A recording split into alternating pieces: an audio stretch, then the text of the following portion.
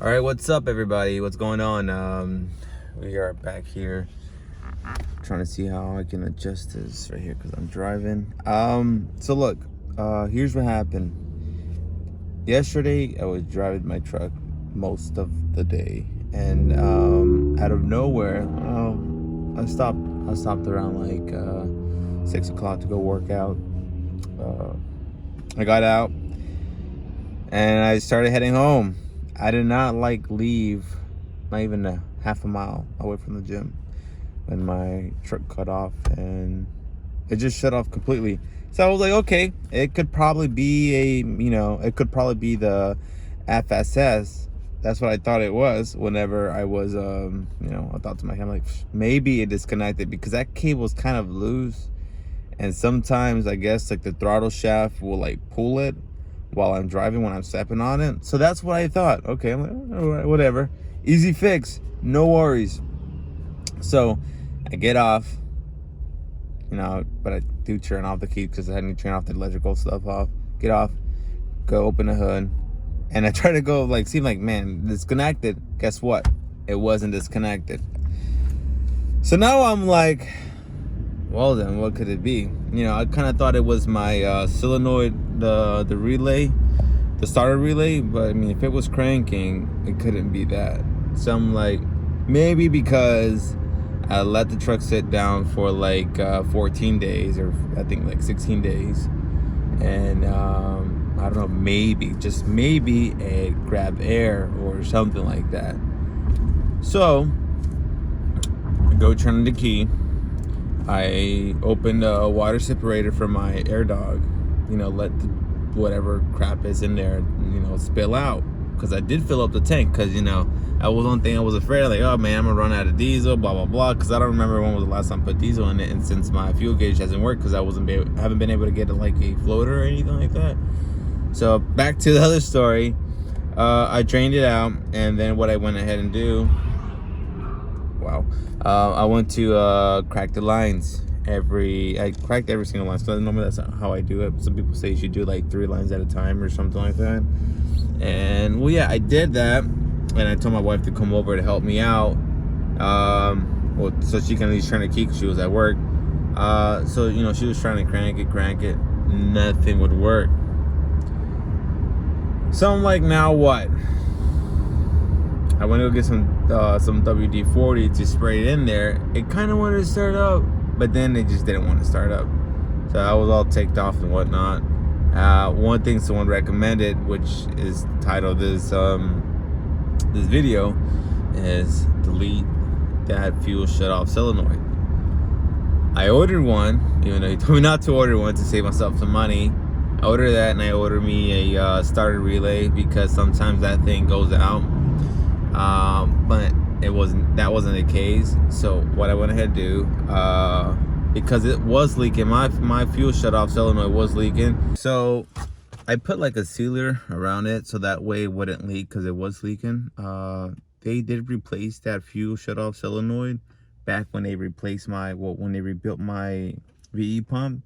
So I guess that's why it started leaking. Or anyways, a lot of people say they just have problems. So what we're gonna do is, I went out at Home Depot because I do not have a 15/16 wrench, nor don't I have, it's a star Allen key, because this thing for some reason has the your normal Allen key, and then it had a star. It has 2 of those. So I want to go buy these right here. And then I went ahead and ordered this it's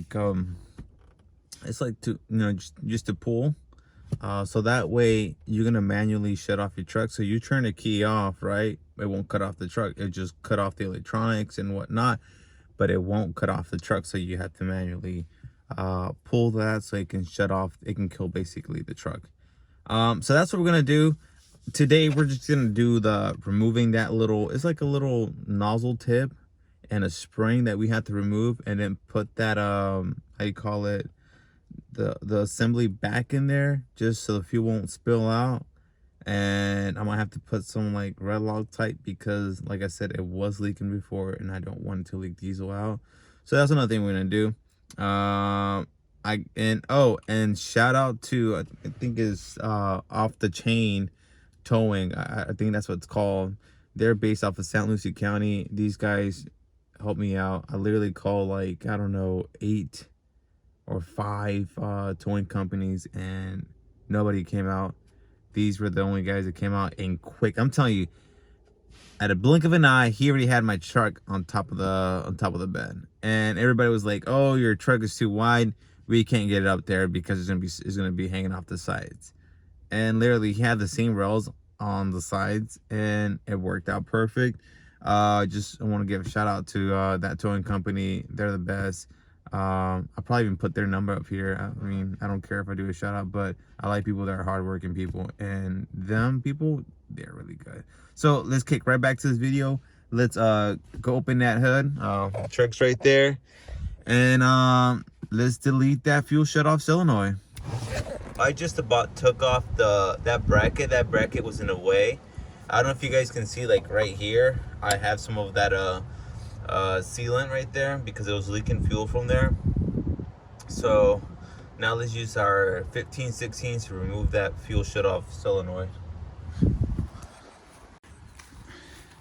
All right, guys, so after a couple attempts, we ended up getting it out, but look, it's all screwed up. So I will not be putting this crap back on there. But if yours doesn't come out like mine did, all you have to do is take this out.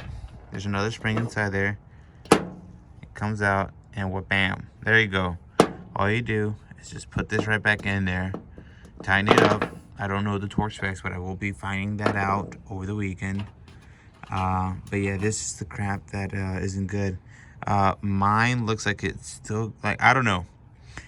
It looks good, but it's probably somewhere around here. It's faulty. So just so you guys know, I had to take out my fuel lines. I took out my fuel lines because I didn't want that to happen. So that's what happened. I took out the air horn because it was in the way. I removed that piece, like I said, I was going to take off. And I was like, this should be pretty darn easy. But it wasn't.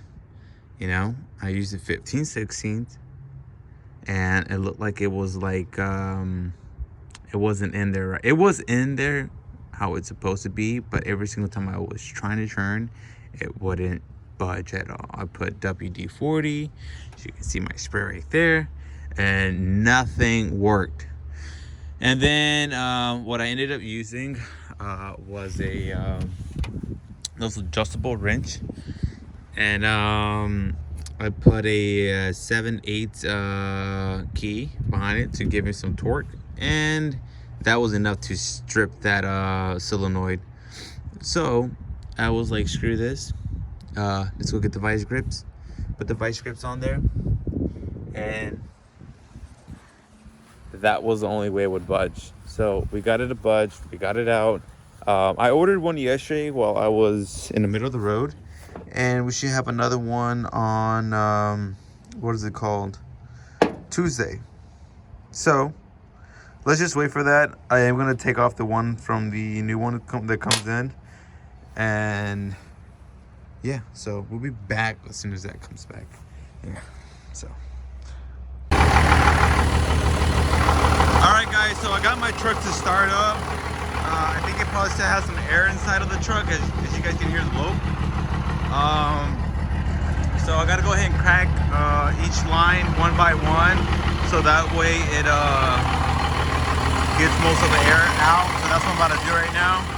And what I ended up doing, I placed back the new fuel shutoff solenoid. I didn't do the manual thing, but I'm gonna keep it here just in case if anything happens. I did order a Bosch because just in case, but at least we know that was the problem. So let's go ahead and crack those lines open. Well, there you have it, guys. I got the truck back up running. I cracked each line open so that way it can let all the air bubbles out. And as you can hear, the truck sounds a lot more better. I don't know if it does any justice.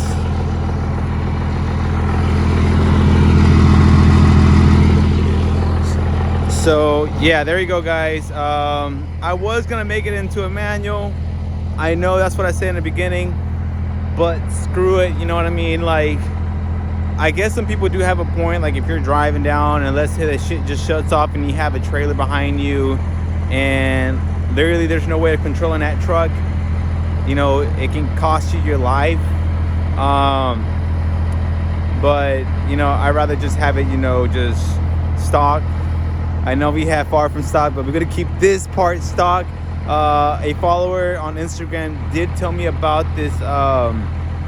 It's like a pin that goes into that fuel shutoff solenoid and makes the fuel run a little bit more smoother.